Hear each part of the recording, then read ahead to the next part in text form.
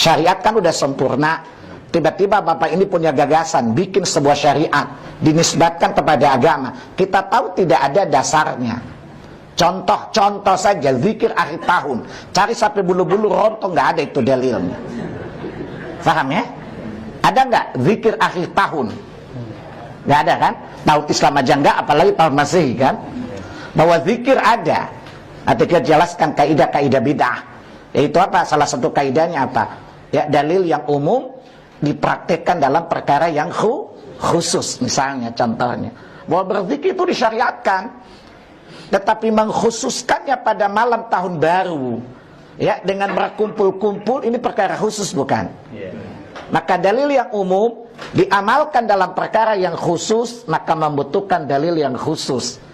Karena tidak boleh mentaksis, mengkhususkan dalil yang umum kecuali dengan dalil.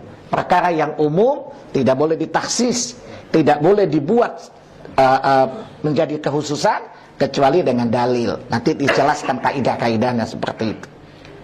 Nah, kemudian saya beritahu, Pak, ini tidak ada dasarnya dari agama, Pak. Saya tanya, Bapak, zikir itu agama atau bukan? Agama lah. Pasti jawabnya gitu kan. Nggak ada orang yang bilang zikir bukan agama kecuali orang yang di rumah sakit jiwa loh.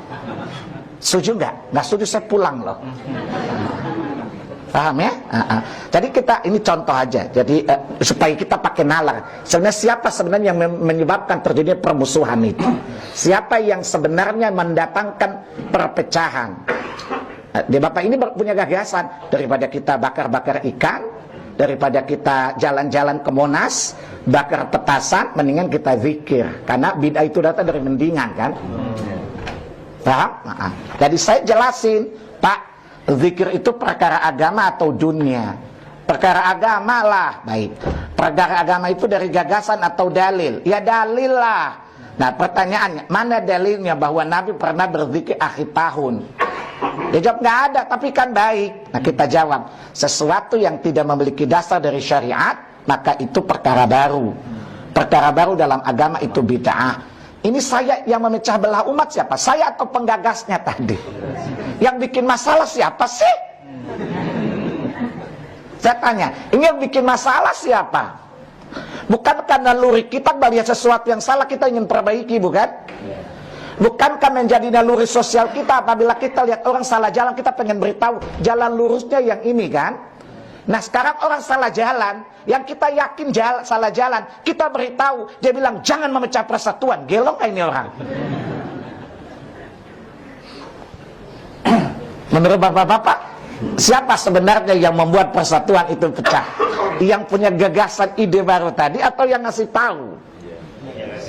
Udah nggak usah jawab. Nalari saja. Paham? Masa orang salah jalan atau membuat jalan baru yang menjadi jalan yang nanti menjadi konflik? Saya kasih tahu jangan bikin jalan, jalanin aja yang ada saja supaya tidak terjadi konflik. Masa saya dituduh sebagai pemecah belah? Menurut Anda yang waras sebenarnya siapa? Nah ini contoh ketidakrasionalan kita kan. Kenapa? Karena kita udah merasa nyaman, apalagi kalau bid'ahnya ada beseknya. Ini kan ujung-ujungnya bil fulus kullu syai'in tembus, bila fulus kullu syai'in mampus. Ini ujung-ujungnya itu memang, sehingga orang merasa kalau ini dilakukan saya akan kehilangan banyak sekali lahan garapan gitu. Apa-apa bid'ah, apa dasar Wahabi loh gitu. Ya biasa orang kalau nggak punya hujah biasa suka memberikan ancaman ya.